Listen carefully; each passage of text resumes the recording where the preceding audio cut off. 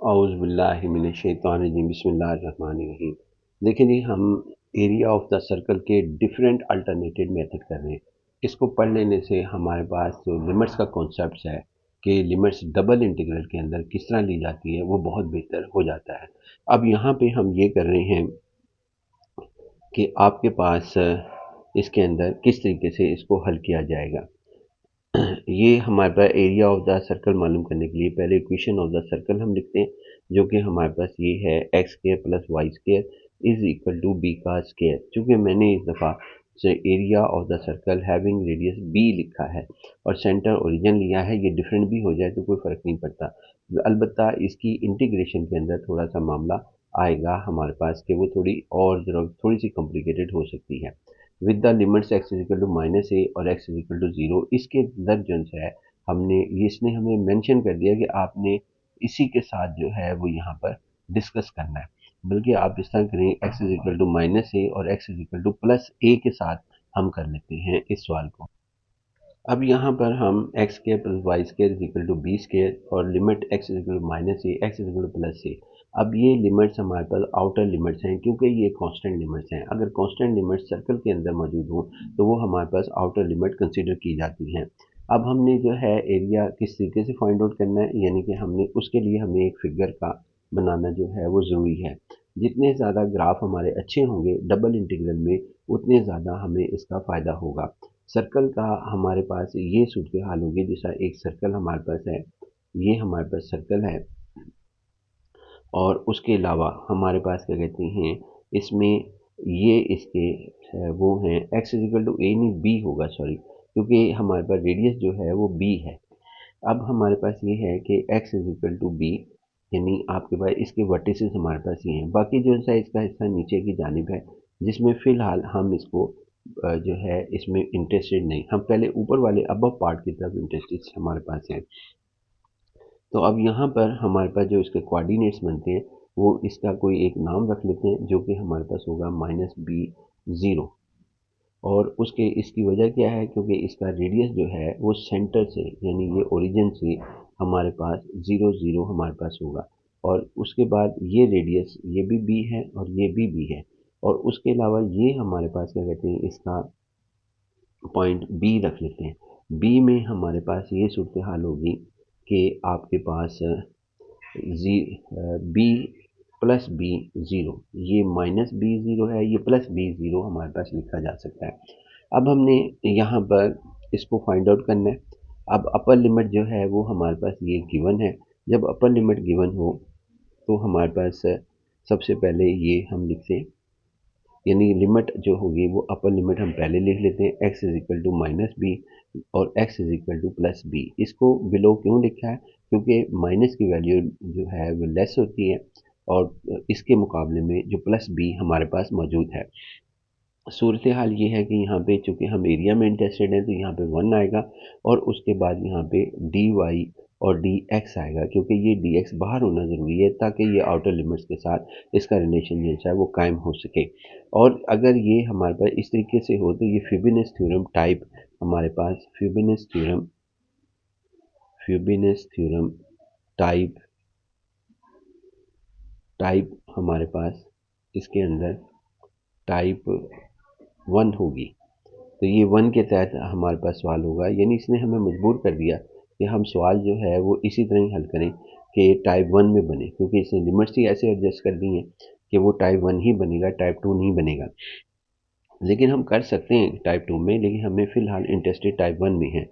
Second हमारे पास ये है कि आपने ये तो एक्स की लिमिट्स हो गई। अब हमने जो है यहाँ से अब हमने मूव करना है। ये देखें इस तरह, अगर हम ये ना भी देता ना लिमिट्स, तो हम इस तरह फाइंड आउट कर सकते थे। ये x is equal to plus B, ये वर्टिकल लाइन है, यानी ये वाली लाइन x plus b vertical line है, और x is equal to minus b ये वर्टिकल लाइन हमारे पास है। तो दोनों के दरमियान में हमारे पास हमारा रिक्वायर्ड रीजन है जिसको हमने फाइंड आउट करना है, जिसका नाम a और उसके बाद ये हमारे पास चलें इस पॉइंट का नाम c रख लेते हैं, जो कि हमारे पास होगा इसके अंदर प्लस बी ज़ीरो बी, क्योंकि रेडियस जो है वो हमारे पास यहाँ पर बी है। ये भी बी हमारे पास मौजूद है। अब हमने अगर ये ना भी देता हमारे पास लिमिट्स, और हमें ये कहता है कि टाइप वन में theorem type Fibonacci theorem type one में करो, तो फिर भी हम उस बात को भी जिक्र करते चले जाते हैं।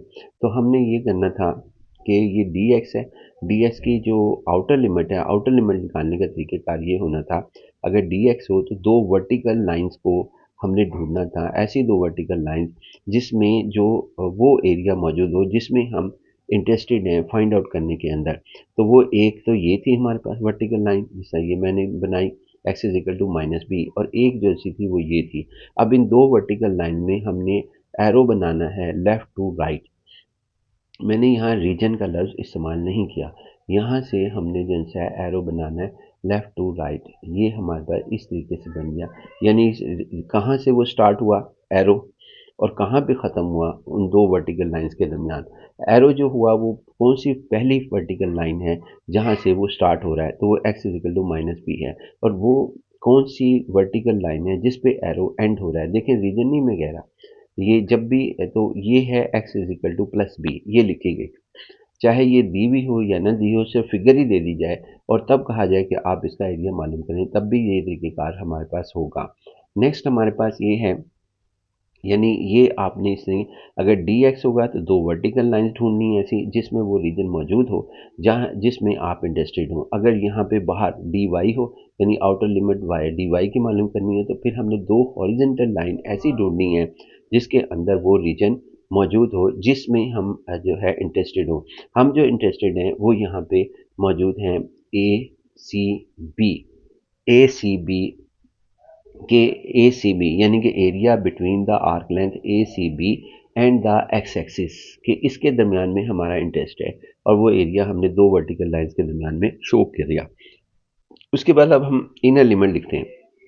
इनर लिमिट में ना हम आउटर ना वर्टिकल लाइन देखते हैं और ना ही हम जो सा है वो हॉरिजॉन्टल लाइंस देखते हैं, बल्कि हम ये करते हैं कि वो रीजन देखते हैं जिस रीजन के अंदर, यानी वो कर्व, वो रीजन की बाउंड्री क्या है, स्टार्टिंग बाउंड्री क्या है और उसके अलावा एंडिंग बाउंड्री क्या है। अब इस रीजन के अंदर ये आपके पास रीजन है, आपके पास जो रीजन है वो ये है जिसमें हम इंटरेस्टेड हैं, और इसकी स्टार्टिंग बाउंड्री यहाँ से स्टार्ट होती है, यानी यहाँ से ये वाली जिसको मैं पढ़ देता हूँ, ए सी से स्टार्ट होती है और इधर जाती है सी बी की तरफ, यानी एंडिंग सी बी पर होता है, स्टार्टिंग इधर होता है। यहाँ पर हमने अगर इनर लिमिट ढूंढनी है वाई की, तो हमने हॉरिजेंटल एरोज जो से फिर हमने जो है यहाँ पर बनाना है left sorry bottom to top. तो हमने एरो ऐसे बनाने, हॉरिजेंटल नहीं बनाने, ये हमने इस तरह बनाने, इस तरीके से, यानी कि इस तरीके से ऊपर की जानिब ऐसे, ये हमारे पास, यानी ये एरो इस तरह बनाएंगे, यानी उस रीजन में जिसमें हमारा इंटरेस्ट है उसमें हम बॉटम टू लेफ्ट मूव करेंगे इस तरीके से कि रीजन का यानी जो रीजन में हम दिलचस्पी रखते हैं उस रीजन का स्टार्टिंग पॉइंट कौन सा है, वो ये है, वो ये है जी। मैंने पहले थोड़ा सा गलत हो गया था, दोबारा सही कर रहा हूँ कि वो ये पॉइंट है ए बी, जहाँ से ये रीजन, ये वाला रीजन है, यानी area between the arc length a c b and the x axis, उसमें हम इस तरह मूव करेंगे। अगर वाई की ढूंढना है तो बॉटम टू लेफ्ट, यहाँ से वो स्टार्ट हो रहा है रीजन और यहाँ पे ख़त्म हो रहा है, ये ख़त्म हो रहा है हमारे पास। तो हम यहाँ पे जो है, यहाँ से हम अपना एक और एरो ड्रा कर लेते हैं, यहाँ से स्टार्ट करेंगे और इधर करेंगे, जिधर मर्जी बना लें, चाहे आप एरो यहाँ बना लें, चाहे आप एरो यहाँ बना लें, चाहे इधर बना लें, बस हमने ये देखना है एरो कहाँ से स्टार्ट हो रहा है। तो एरो जो स्टार्ट हो रहा है वो इधर से हो रहा है, एक्स एक्सिस से। एक्स एक्सिस के ऊपर जो हमारे पास वाई की वैल्यू है वो क्या है, वो है y is equal to zero, y is equal to zero. और उसके बाद जब ये एरो, ये देखना है कि एंड जो आपके पास रीजन है उसकी लास्ट बाउंड्री को जो टच कर रहा है वो कहाँ कर रहा है, वो यहाँ कर रहा है, इन पॉइंट्स के ऊपर, इन पॉइंट्स के ऊपर जो है वो टच कर रहा है। यहाँ पर y की वैल्यू क्या है इस कर्व के ऊपर, ये जितने भी पॉइंट्स हमारे पास है, मैं एक अलग करके भी बना देता हूँ ताकि मेरी बात को बेहतर तरीके से समझा जा सके। इस तरह यहाँ पे ये जितने भी पॉइंट्स इस कर्व के ऊपर पड़े हुए हैं उन तमाम पे y की वैल्यू क्या है, वो यही इसका मौजूद है।